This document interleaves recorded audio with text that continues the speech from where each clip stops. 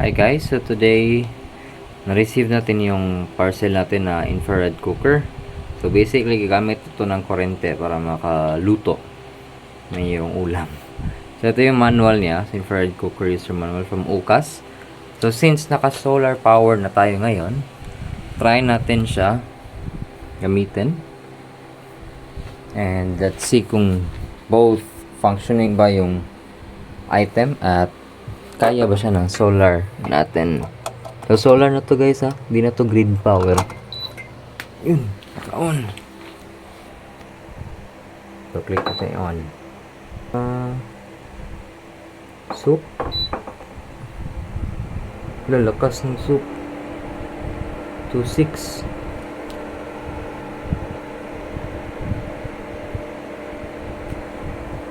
Oh, mag-init siya guys. No? Mag-init siya. Yun, kita nyo naman, glowing red.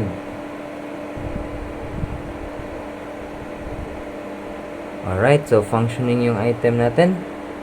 Now, check natin sa solar. Check natin yung reading niya. Yun. Pumapalo na 1.3 kilowatt. At 7 amps lang yung usage. So, okay lang yan. Hindi masyadong mataas. Alright. So, goods. Kaya naman pala niya eh. Check natin yung battery. Losing 26 amps. So, 85% na ngayon. So, kaya niya talaga. Both working yung item natin. At kaya ng solar power. Goods. Hi guys. So, today, testing natin again yung ating induction cooker gamit yung solar power natin. Okay. So, nagluto na tayo ng pansit canton kasi nagugutom ako. So, lagay natin yan dito.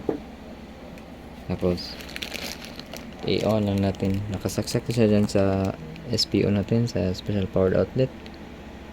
So, on na natin ito. Yun. So, naka-turn on siya. Na-click na itong on. Tapos, pili lang tayo ng anong function natin. So, click ko lang itong soup siguro kasi may sabaw. So, yan. Iinit na yan. Tignan lang natin kung gaano siya katagal bago siya mag-boil ang tubig para malunod natin itong pansit canton. Okay? Wait na natin. So, tignan nyo guys.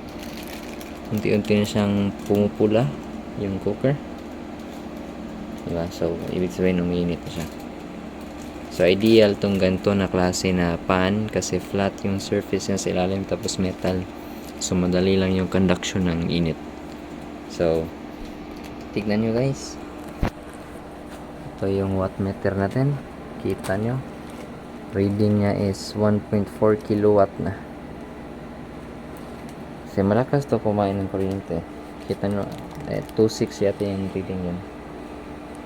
So, hintayin natin, update ko kayo kung ilang minuto siya bago siya nag-boil.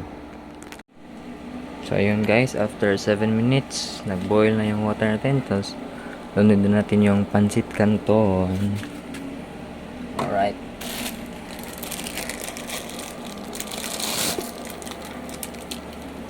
One.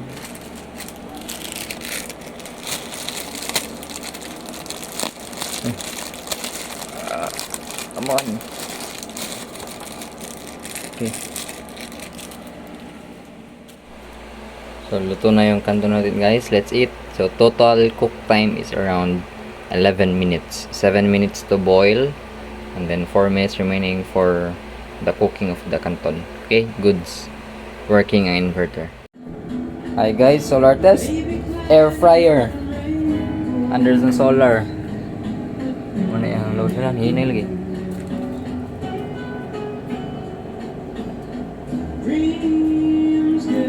Alera, kuha na rin siya. 1.5 kilowatt consumption. Okay. Kaya rin kayo ang air fryer, oh. Ha.